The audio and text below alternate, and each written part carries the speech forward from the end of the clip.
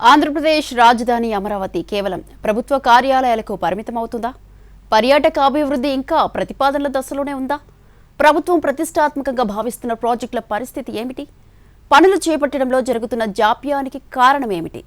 ఇప్పుడు no cost cough syrup తో 60 రూపాయల విలువ గల ఇన్హేలర్ పూర్తిగా ఉచితం. దెబ్బకి దగ్గు జలుబు మాయం. అమరావతిని రాజధానిగా ప్రపంచానికి పరిచయం చేయడంతో పాటు పర్యాటక కేంద్రంగా తయారు చేయాలన్నది ప్రభుత్వ ఆలోచన. ప్రతి అంశంలో అమరావతిని సింగపూర్తో పోల్చే ప్రభుత్వం టూరిజం ప్రాజెక్టులను ఎప్పుడు ప్రారంభిస్తుందన్న ప్రశ్నకు సమాధానం వినిపించడం లేదు.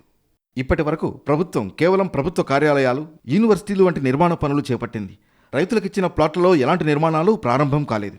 కొంతమంది ఐఏఎస్ అధికారులకు ఇచ్చిన ప్లాట్లు ఖాళీగా ఉన్నాయి. కేవలం ముఖ్యమంత్రి చంద్రబాబు సొంత నివాసంతో పాటు ఒకరిద్దరు ప్రజాప్రతినిధుల ఇళ్ల నిర్మాణం జరుగుతోంది. ఆఖరికి సీఎం అధికారిక భవన నిర్మాణం కూడా ఇంతవరకు పూర్తి కాలేదు.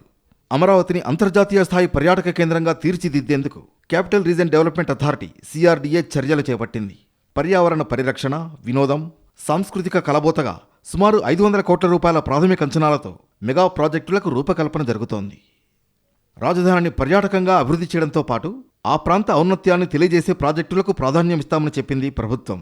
లండన్లో థేమ్స్ నది ఒడ్డున లండన్ ఐ తరహాలో కృష్ణా తీరంలో అమరావతి ఐ పేరుతో భారీ జెయింట్ వీల్ను ఏర్పాటు చేయాలనే ప్రతిపాదనలపై డీటెయిల్ ప్రాజెక్ట్ రిపోర్ట్ DPR కూడా సిద్ధం చేసింది. దీనికి సంబంధించి ప్రపంచవ్యాప్తంగా భారీ జెయింట్ వీల్స్ ఏర్పాటులో అగ్రగామి అయిన నెదర్లాండ్స్కు చెందిన స్టార్నెట్ ఇంజనీరింగ్ కంపెనీతో సంప్రదింపులు కూడా జరిగాయి. అమరావతి ఐ పనులు ఎప్పుడు ప్రారంభమవుతాయంటే చెప్పలేని పరిస్థితి నెలకొంది. అదేవిధంగా నీరుకొండ వాటర్ ఫ్రంట్ ప్రాజెక్ట్ DPRకు ప్రభుత్వం ఆమోదం తెలిపింది. అలాగే 167 ఎకరాల విస్తీర్ణంలో భారీ అమ్యూజ్మెంట్ పార్కులు, వాటర్ స్పోర్ట్స్ కల్చరల్ సెంటర్లు, ఈవెంట్ స్పేస్లను అభివృద్ధి చేస్తామంటోంది ప్రభుత్వం. అలాగే మినీ అమెజాన్ పేరుతో శాఖమూరులో ఫారెస్ట్ ప్రాజెక్టు ప్రతిపాదనలున్నాయి. సుమారు 20 కోట్ల రూపాయల అంచనా వ్యయంతో 5 ఎకరాల విస్తీర్ణంలో ఫారెస్ట్ ప్రాజెక్టుకు ప్రభుత్వం గ్రీన్ సిగ్నల్ ఇచ్చింది. కృష్ణా రివర్ ఫ్రంట్లో 22 కిలోమీటర్ల మేర బోటింగ్కు పబ్లిక్ ప్రైవేట్ పార్ట్నర్షిప్లో జెట్టీలు, క్రూయిజ్ బోట్లు, ఫుడ్ ప్లాజాలు ఏర్పాటు చేయాలన్నది ప్రభుత్వ ఆలోచన.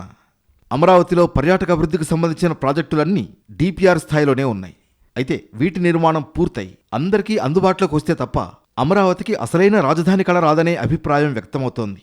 కానీ ప్రస్తుతానికి అధికారుల దృష్టి అంతా ప్రభుత్వ భవనాల నిర్మాణంపైనే ఉంది.